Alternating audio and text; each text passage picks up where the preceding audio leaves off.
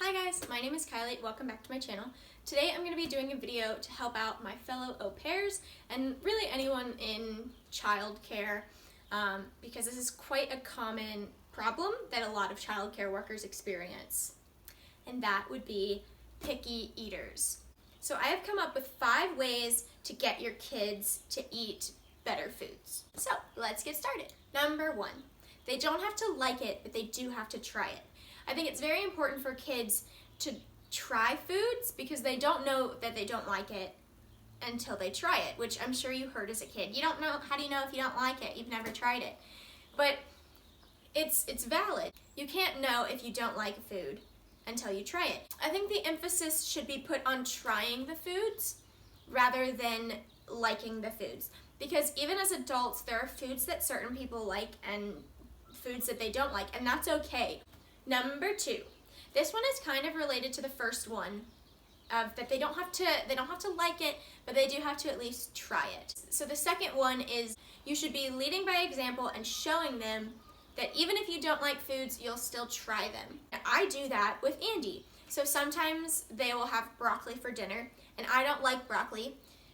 The reason is a bit different. It's because I threw it up once, and so now it makes me sick. And so I don't expect that I'll start to like it, but it doesn't matter because it's showing Andy that example that I know that I don't like this food, but I'll try it again anyway to see if maybe it's changed.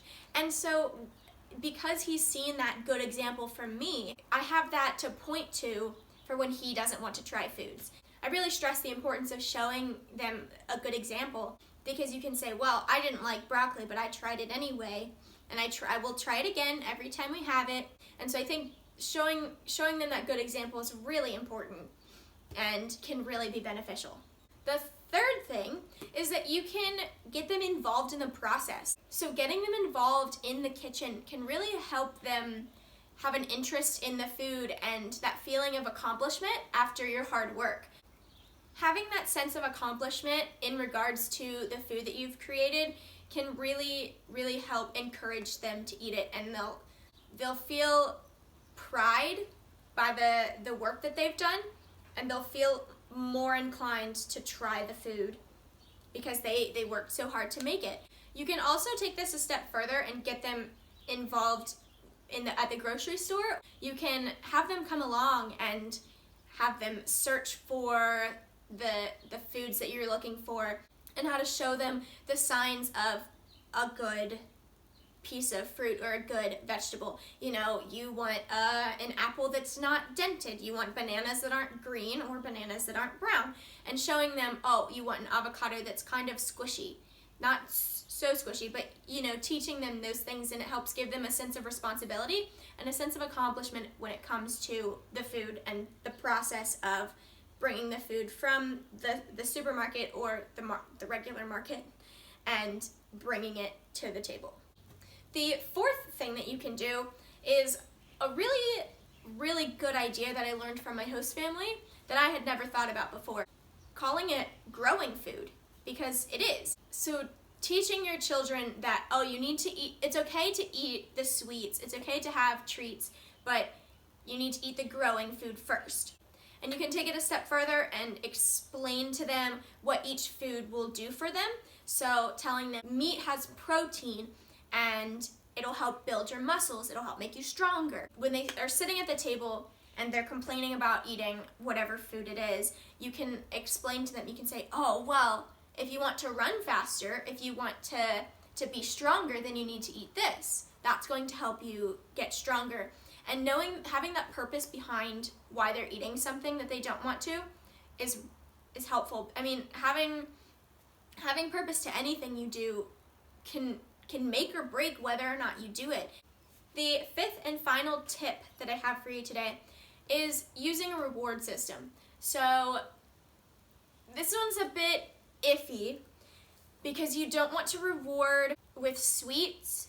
I know that's a very common thing that, oh, well, if you don't eat your dinner, then you can't have dessert.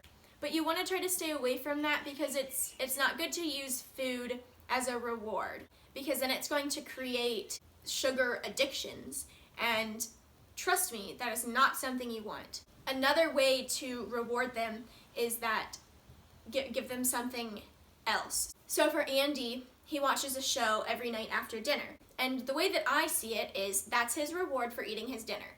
So he has to stay at the table until he's finished, however much of the food. Usually his mom or dad will say, okay, well, I need you to eat at least 3 of these carrots out of however many there are. So his reward for doing that and following through and eating all of those growing foods is that he gets to watch a show. And I think it's very important that you follow through even when it's hard, because if you let them have that show, even if they don't have the growing foods that you wanted them to have, then it's not going to teach them anything. They're going to understand, and they're going to learn very quickly that they don't have to eat those foods, and they'll still get to watch a show. So I have an example of how effective this TV show as a reward can be. So there was one night that we were having sweet potato mash at dinner, and he would not eat it. He was told, okay, you need to have 4 bites. Okay, you need to have 3 bites. Okay, at least just 2 bites, just 1 bite, or you're not going to get to watch a show. Well, he understood that he was going to be able to watch the show even if he didn't eat that sweet potato mash. And then he asked me if I would come and sit and watch Wild Kratts with him. And I said no. And he said, why? And I said, because you didn't eat your sweet potato mash. If you take a bite of your sweet potato mash, then I'll come watch a show with you.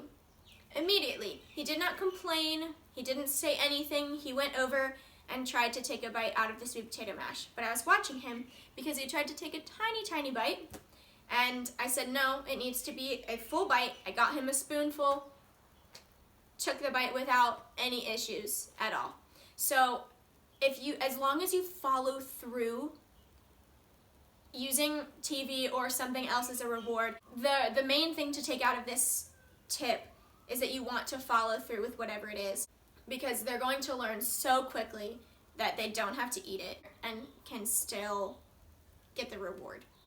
So I hope that those tips will be helpful, and hopefully they're things that you haven't heard of before, so that you can try them out with your own kids or with the kids that you're watching. And I think that it can really help get rid of those picky eater issues that you can come across. So if you enjoyed watching this video or found some of these tips helpful, please like or comment, subscribe down below, because it makes me very happy to look and see that I've gotten another like or another comment. I love responding to comments, so comment as many times as you would like. Anyway, I will see you in the next video. Bye!